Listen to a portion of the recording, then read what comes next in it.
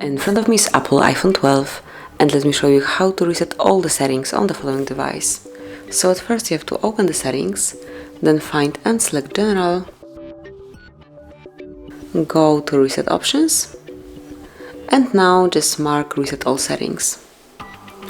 And if you truly want to reset everything, just click on the Reset All Settings, and then confirm it again by tapping on the Reset All Settings. Now wait a couple of seconds until it's done.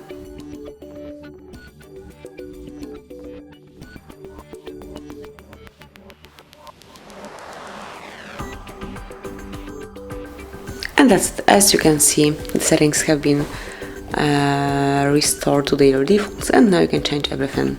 I will start with going back to the higher brightness level, and obviously you can change everything from scratch. So this is it, that would be all. Thank you for watching. Please subscribe our channel and leave the thumbs up.